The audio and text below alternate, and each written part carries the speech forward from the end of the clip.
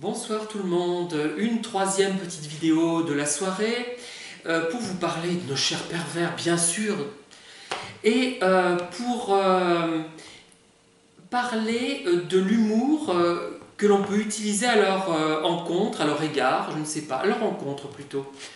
Oui, je crois que c'est mieux adapté comme expression. Alors, moi il y a une chose qui me joue des tours, c'est que j'ai du mal à admettre que l'on imagine que je ne vois pas les choses telles qu'elles sont. Ça me dévalorise, je dois avoir un sacré complexe derrière tout ça, de penser que je suis manipulé et que je ne me rends compte de rien. On imagine que je ne vois rien. Et ça m'a toujours agacé. Alors, il n'y a pas si longtemps, j'avais subi un silence radio d'une personne, soit manipulatrice, soit homosexuelle refoulée. Et là, je reviendrai d'ailleurs là-dessus tout à l'heure, je ferai une autre vidéo spécifique. Et je me suis dit, mais je veux qu'ils se rendent compte, c'est puéril, moi aussi je suis puéril comme les pervers, que je me suis rendu compte du problème.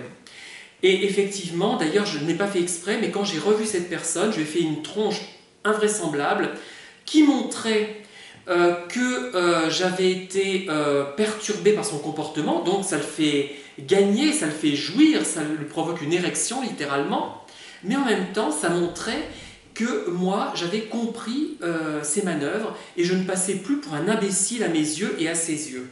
C'est plus important pour moi que le fait qu'il se rende compte qu'il avait fait mouche. Voilà, je ne peux pas, moi, passer pour un complet imbécile à ce point-là.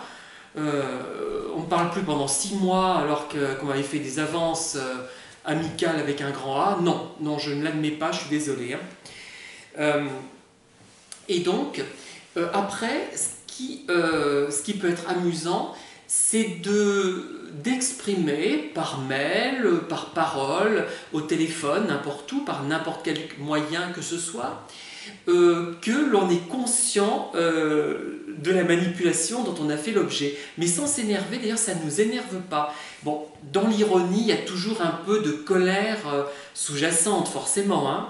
Mais moi j'ai trop eu envie de dire, tu as utilisé avec moi un silence radio, je m'en suis rendu compte, ça n'a pas marché aussi bien que tu le pensais, ça m'a agacé certes, mais pas autant que tu le crois, ça ne m'a pas blessé, ça m'a juste montré que tu n'étais pas intéressant, il ne faut pas le dire, il faut sous-entendre ça, mais il faudrait que tu améliores ta technique de manipulation et que tu utilises d'autres stratégies, et il ne faut pas te décourager.